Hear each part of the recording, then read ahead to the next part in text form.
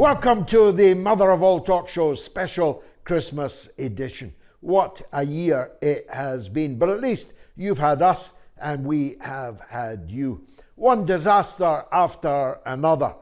Going right up almost to Christmas Day. People were being mown down in Christmas markets. People were being bombed. Their residential tower blocks hit by drones. Heavy ammunition firing all over the globe, with the threat of the heaviest of ammunition still to come. It has been one long bloody war this year of 2024. Some of the wars look like they are coming to an end. Others look like they are just beginning. The United States presidency of Joseph Biden, steeped in disgrace, soaked in blood, is coming to an almost senile end. The sight of him walking out of his helicopter, holding on to his wife for dear life, made one wonder if he was going to make the new year. Maybe Article 25 of the US Constitution was about to be triggered, but not yet, at least in any case. It would allow Kamala Harris at least to be remembered for something other than blowing $1.3 billion and still ending up hundreds of millions of dollars in debt with her ill-fated, disastrous presidential campaign. Donald Trump won fair and square by every metric. He won the popular vote, he won the House, he won the Senate, he won the Electoral College by a landslide. So there's no excuse, Donald, for changing things. You have to turn America back to the reset position. The United States, with all of its social and racial and societal ills and its crumbling, devastated infrastructure, badly needs you to put America first. But all the signs are that the same swamp creatures that you surrounded yourself with in your first presidential term haven't gone away, you know. There are some bright hopes, Tulsi Gabbard, RFK Jr., but they are heavily outnumbered by the little Marco Rubios and by the Lindsey Grahams. They are heavily outnumbered by those who don't want to put America first, they want to put Israel first. They may or may not be ready to ditch Zelensky, as you plainly are, but they're not prepared to ditch the maniacal last stand for the American empire around the globe. And above all, they may very well be trying to leverage you into a wider Middle East war that could become World War III. We must hope that the war in the Ukraine is coming to an end, but the war in the Middle East continues apace.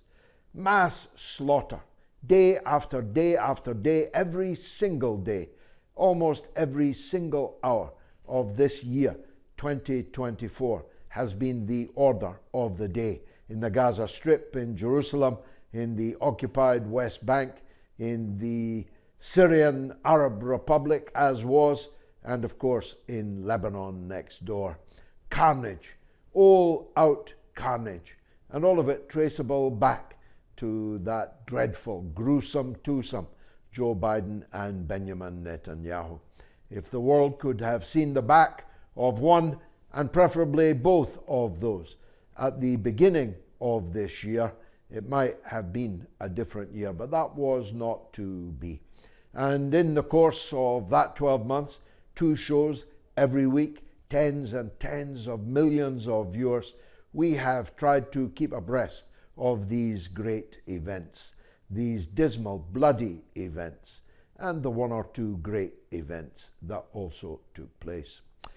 We have charted the course of American politics and of British politics, but we haven't been shy of venturing in to French politics, where little Macron absolutely deplores the heavy-handed treatment of democracy protesters in Georgia, but has no qualms at all about breaking heads and even limbs and lives in his own country of France.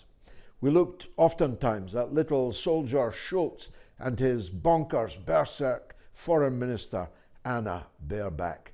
If you want to know why I call her that, why not Google it. The German government is in a state of collapse. Not even 28% of the German public intend to vote for either of the two parties of the governing coalition. 14% for one, 14% for the other, or just a shade under it. Little Schulz is finished, Anna Baerbock is finished. But who will come next in Germany? They keep calling this AfD far right, and to be sure, they are Nigel Farage with the hair on its chest. But the truth is, the vast majority of the German people believe that it was a nightmarish, foolish act of Angela Merkel to open Germany's doors to literally millions of refugees in the hope that it would kickstart the German economy, provide a new and cheap labour force, a non-unionized labour force that could fill the factories and manufactures of what was the workshop of Europe. But it has all gone terribly wrong. First of all, the factories, workshops, mines and mills are closing at an almost weekly rate. The profitability of Germany's greatest industrial conglomerates is falling and falling, in some cases virtually to zero. The smokestacks are silent across German industry, and the once much vaunted boost to the population of Germany is now turning toxic. Not just because of the events in the Christmas market in Magdeburg in the former East Germany, not just because of the natural tensions which arise when the economy goes south between those who are German and those who are guest workers, as the Germans used to call them. That's inevitable. When the economy is on the up, nobody notices. When the bus is moving forward, nobody is looking out the windows. But now that Germany is in a grave economic situation, the social tensions have risen to the surface with a tremendous bang. And the reason is self-inflicted. It wasn't just Merkel whose gamble hasn't paid off. It was little Schulz and Anna Baerbock who have conscripted their country and its economy into Joe Biden's army. No country in the whole of Europe has been more maniacally in support of Netanyahu's genocide in Gaza and more maniacally in support of little Zelensky's coke habit just up the road in Kiev. Germans have been in Kiev before the Panzers have been there on the Ukrainian steppe before. The Germans have been in the Russian Federation many times before, and they were always sent homewards in ignominious and smoking ruin and defeat. And that's what's happened again this time. Russia has won the war in Ukraine. A Dutch auction has now broken out amongst all those who forced Zelensky's government not to sign a peace agreement with Russia initialed in Istanbul just 2 months into the war. Told them that they must keep fighting until the last Ukrainian. Well, the last Ukrainian has almost arrived. 1 million Ukrainians of military age have fled the country. Others would if they weren't ignominiously arrested and tumbled into military vehicles and driven straight to the front line if they could. The truth is, the Ukrainian people want peace. The Ukrainian people are tired of a war which has cost them more than 1 million men. 1 million men. And cost them 1/3 of their national territory. Never, ever to be recovered. The Ukrainian people, if they could vote, would vote Zelensky out in a landslide. In fact, he wouldn't even turn up for the election. But he has helpfully avoided that by the simple recourse of cancelling the elections. There will be no presidential elections as long as Zelensky is in charge. And so the Ukrainian people are trapped between a rock and a hard place. The rock is the iron wall at the border that prevents them from fleeing to neighboring countries, and the hard place is the onrushing Russian attacking forces who are seizing territory by the kilometer, not by the meter, every single day. Towns, villages, and soon the biggest cities, the most famous cities in the eastern part of Ukraine will fall. Kharkov and above all, Odessa. The Russian advance will not stop until a deal is struck. A deal cannot be struck with Zelensky. Zelensky will have to be prevailed upon to leave for one of his beachfront properties purchased around the globe with his ill-gotten gains. So we're some way off from the endgame. And as long as they don't get around the negotiating table, Russia is creating facts on the ground which will never be undone. Mind you, cancelling elections became all the rage in the last 12 months.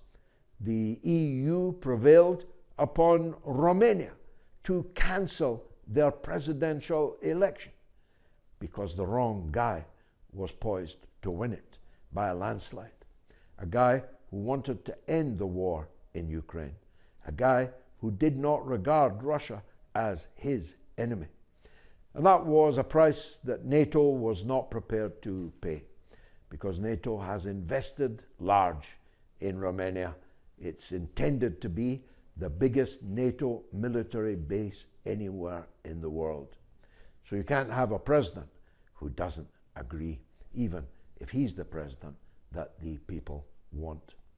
And of course, other elected governments, like the Hungarian, like the Slovakian, have been undermined, have been subverted at every turn by the NATO and EU powers that be.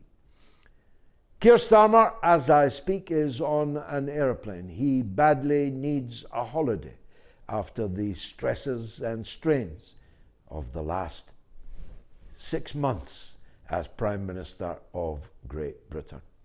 I have an idea.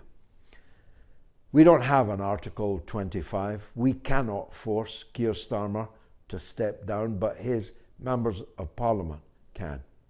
Here's my suggestion to them. For the good of Keir Starmer's mental health, and for the good of the mental health of all of us, let Starmer make it a one-way ticket to wherever it is he's gone to recuperate. Anyway, we have got royalty, showbiz royalty, on the show for you tonight. And it's coming up right after this. Stay tuned.